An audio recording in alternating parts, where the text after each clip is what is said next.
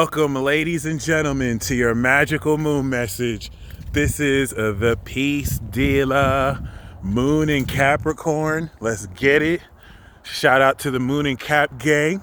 Okay, this is one of the final awakening cycles we finna have. That in Pisces season and Sun in Aquarius. Shout out to the Moon in Sagittarius cycle that brought such amazing realization, understanding, and clarity in the ascended way in which it does. How you doing? The 27-degree sextile that we had, of course, from the sun and the moon was epic. Oh shit, I just kicked a license plate that says 4. I don't even know why I feel guided to show you this. You see it? Yeah. Synchronicity alert. All right, cool. So 4 I know is the Emperor in Tarot. FX4 just passed right here. So I don't think that's for me. For anyone who that's for, no pun intended. I hope that helps you. Oh my gosh, I'm making more corny jokes.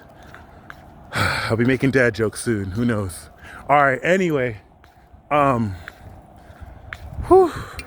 We had a 27-degree sextile to Sun on Saturn, 27 degrees, while the Venus was on Neptune, 24. For any of my astrology enthusiasts, I want you to study that cycle. This Aquarius season has been extraordinary, to say the least. But for those of you who really do this astrology shit, okay, because like there's levels, obviously. When you start, you get into signs and houses, and you start thinking that you're a sign. You're not a zodiac sign. I will say this forever. I made a video a long time ago. You're not a zodiac sign. You represent a zodiac team. Okay, you're not a planet. You're not a sign. Sometimes in this awakening, we identify with planets, right? We identify with role models. We identify with heroes so that we can harness the archetype in a road to be who we're meant to be. But you don't want to get stuck there. You're not a Roman or Greek deity. You're not an African deity. You're a god, but you're not necessarily, you're a goddess, but you're not necessarily like a mythological being. You're real.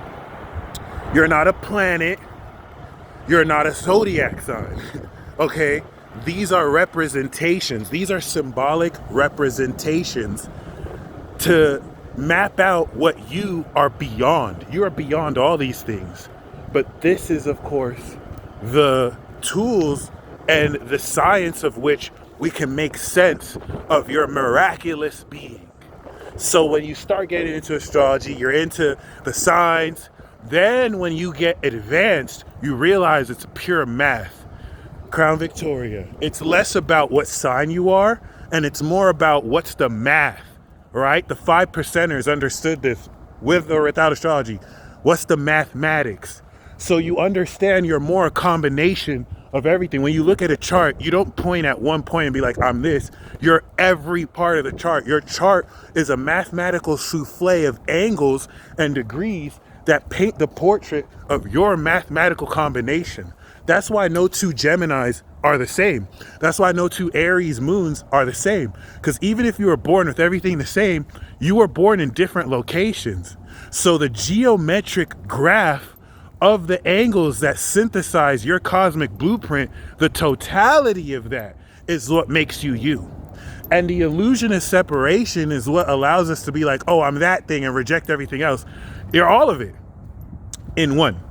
So the reason why I mentioned totality is because the sun was on Saturn of the totality. One of the most significant transits that we'll ever have in a year is Sun Saturn. It happens once a year, all right? And every 365 days. And for us to have this coincidentally with Venus and Neptune is wild during a 27-degree square in Sagittarius. Wild as fuck. So wild, you're not going to really understand 12th house of Aquarius to Venus, how iconic this is, until like 6 months later, once we start to sprout the seeds. So I'm going to say this again for my astrology enthusiasts, because it's about the math. It's about the angles your sun makes to other planets. It's about the signatures and the aspects and even stuff beyond these concepts in helping determine how unique you are. So this is why you can see another Libra and you're a Libra and they're totally, they're similar to you, but they're totally different. Because that Libra has a different moon sign, different angles to other planets, and it's way just beyond the signs. That's just the surface, okay? So with that being said, this extraordinary knowledge that you have been downloading has completed. There's certain very important things about this transit that just have me mind blown, guys. I like to be surprised. Like, I don't like to research the transits too ahead of time because I like to take it day by day, although I'm gonna start studying a little bit in advance, just to get a fresh idea of how to feel about the energy. This shit is ridiculous, guys. Think about everything you're starting to see spiral. Gas leaks, train crashes, more corrupt government exposure, more corrupt government involvement in sex, drug trafficking, school shootings. These things have been increasingly getting more intense as Pluto has been awakening Capricorn. So 29 degrees Pluto Capricorn is the max of this. This is why you're seeing things happening at an increasing frequency, but it's really just more revelation of what's always been happening. There's an invisible curtain and veil. The unconscious and manipulative sense of control that has held everything together as a stopgap measure is over forever. And once Pluto spills over into Aquarius, we're going to see the end of the veil instituted since the last veil was made 1993 to 1995. And it's not so much that the veil was created. If Neptune is the veil, the Reaper, Saturn, is coming for the veil, okay? Saturn conjunct Neptune in 2025 is the end of the current veil. And so during the next 2 years, the veil thinning isn't so much thinning in that we're done with that cycle. It's time to institute a brand new cosmic cycle with Neptune and Saturn in Aries. So the thing that's very significant about this transit is we're going to end the balsamic phase. We're going to start the balsamic phase at the end of Capricorn. We're going to have 29 degrees moon on Pluto with 29 degrees sun in Aquarius and Saturn 27 degrees. I really need you to contemplate that. It's going down these next 2 days. Then the moon's going to go into Aquarius. As the sun is in Pisces, finishing up the balsamic phase, then we're going to have the new moon in Pisces. The next 4 days is not only going to be super fucking strange, it's going to lead into a whole season of strangeness. And then once we step into Aries season, 7777 on that license plate, the red one, then we're going to have the new moon in Aries. Saturn's going to go into Pisces, Pluto's going to go into Aquarius. So let me break that down. This is the very last time we're going to have a moon Pluto before it goes in Aquarius. We're going to have moon Pluto, then we're going to have the new moon in Pisces. Then we're going to have the full moon in Virgo. Then we're going to have moon Pluto again, but at the end of Pisces season. Then we're going to have the new moon in Aries. Then Saturn's going to go into Pisces. Pluto's going to go into Aries.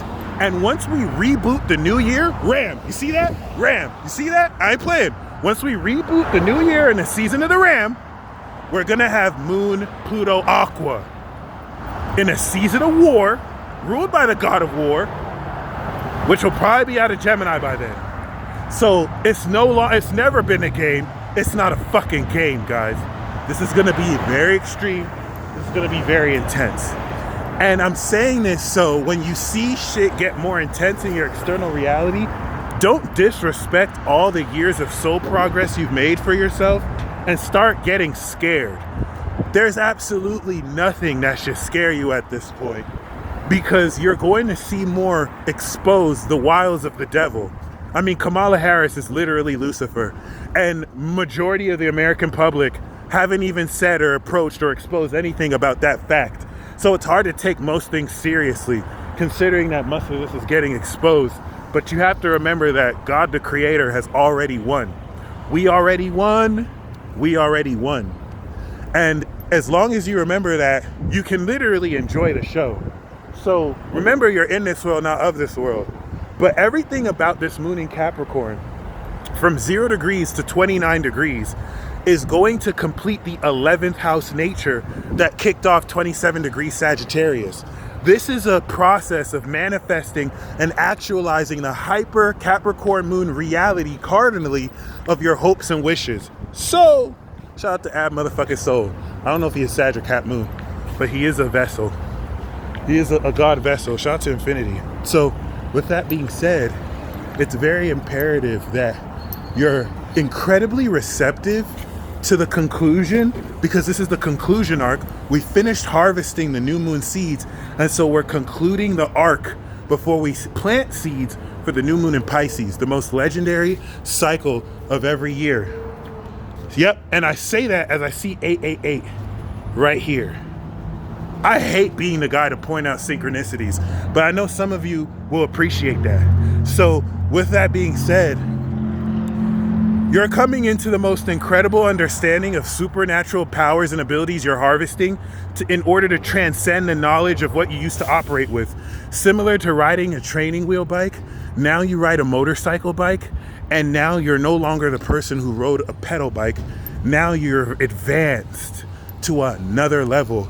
And a large facet of this is the Jupiter and Aries square that initially conjuncted Aries, squared in Cancer, opposed in Libra, and now the final square with the moon in Cap is helping you understand the tradition and integrity that's dismantling and also coming together relative to this new direction you're evolving your character in. You have to take this transit super fucking serious, guys, because everything is finally at the end. I have to once again emphasize, we will never, I swear, look at these synchronicities. I was gonna say we will never have a Sun-Saturn conjunction. And look at where I am, a Saturn. This is not a fucking joke, guys. This is how in flow I am. I've been seeing synchronicities all day because our synchronization process is complete. And if I'm going through this, every single one of you watching are going through this too. Don't mind my ashy lips. So with that being said, okay, this is the last Sun-Saturn conjunction in Aquarius that we're gonna have for 30 years. This round of population control has initiated, and the next time we have a Sun-Saturn conjunction, the bitch is gonna be in Pisces, the beginning of the end of the world. So before we step into that, we're gonna go through Pisces season, then Saturn will go into Pisces. And the rest of this Aquarius season is bringing into real, practical, tangible quality and clarity everything Saturn in Aquarius you have downloaded the knowledge of Sun in Aquarius. Okay? I only wish that I can emphasize how crucial this is. This is literally not so much a make or break transit, but this is the conclusion and finale of cycles that have picked up for 30 and 100 plus years.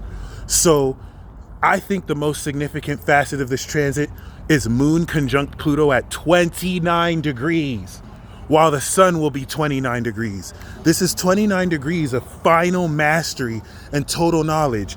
You are coming into the final piece of the puzzle. I will say that every balsamic phase, okay? But it's so much more significant here with the superpowers of Cap and the super strength of Aquarius. This is what I want to call the final awakening. And you've been feeling deep in your soul this revelation coming, and it's finally here. So as the moon transits from 1 to 29 degrees, you're coming into results. And this is going to conclude in the balsamic phase, going into Aquarius, that's going to release everything. What's going to happen is you're awakening power at the final level, and you're going to come into the keys and mechanics for how to use it. You are transcending utilization. I use Capricorn of everything you know, Aquarius, of superpowers. This is it. This is it. So when we transcend in the moon in Aquarius, you're letting go of what you used to know of someone who didn't master these powers versus someone who did. The final awakening, ladies and gentlemen, you are being revealed the final secret to using your supernatural power with this final awareness of the knowledge of how to make all the sense of it in the world. Make a wish with your heart with Venus, Neptune. See the vision, move in that direction, even if your 3D tells you otherwise. Ignore circumstances. You're the creator of your reality. Godspeed. Peace.